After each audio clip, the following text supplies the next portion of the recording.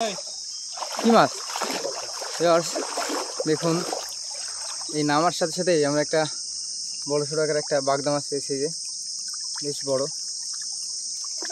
দেখতে পাচ্ছেন।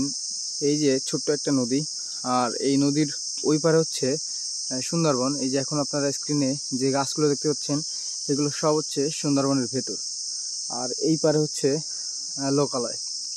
তো এই ছোট একটা নদী পার হলেই ওই পাশে সুন্দরবন, আর এই পাশে হচ্ছে লোকালয়।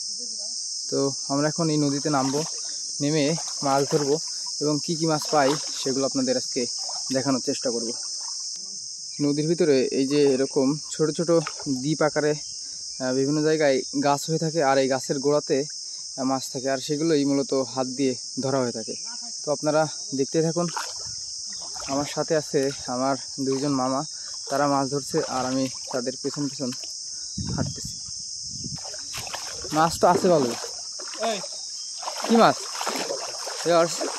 দেখুন, এই নামার সাথে সাথেই আমরা একটা বড় সড়ো আকার একটা বাগদা মাছ পেয়েছি। যে বেশ বড়, দেখি বাগদা চিংড়ি না? হ্যাঁ, বাগদা চিংড়ি। তো আশা করি আমরা আরো মাছ পাবো।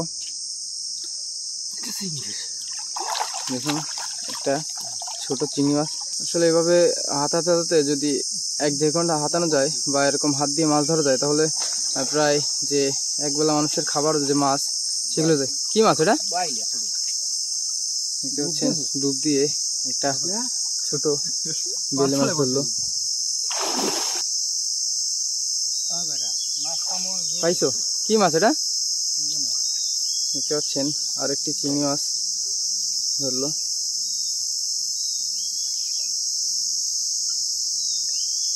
এই যে গাছগুলো পড়ে আছে, এই গাছের গোড়াতে কিংবা এই গাছের বিভিন্ন ডাল, এই ডালের নিচে মাছগুলো লুকিয়ে থাকে, আর সেখানেই হাত দিলে মাছগুলো ধরা পড়ে। কি মাছ এটা?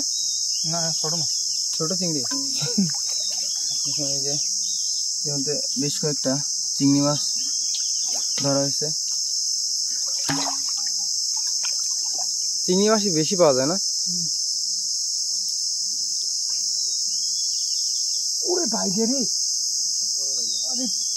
আমার পায়ের তলা একটা পড়িল। আরে বাইরে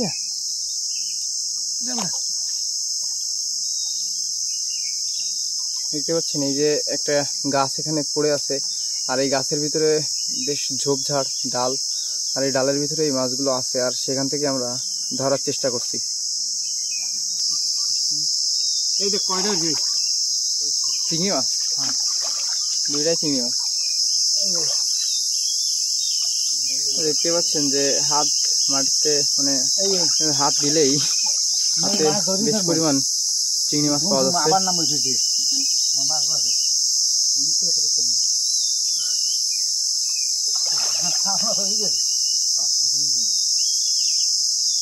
কিন্তু আমরা বেশ কয়েকটি চিংড়ি মাছ পেয়ে গেছি। কই পাইছো? ছোট বাগদা রাখো। দেখতে পাচ্ছেন, আমরা আর একটা ছোট বাগদা মাছ ধরলাম।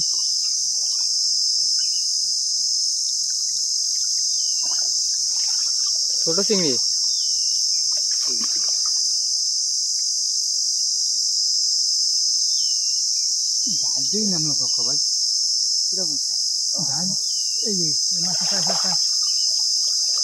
প্রচুর পরিমাণ চিংড়ি মাছ এখানে ধরা পড়ছে।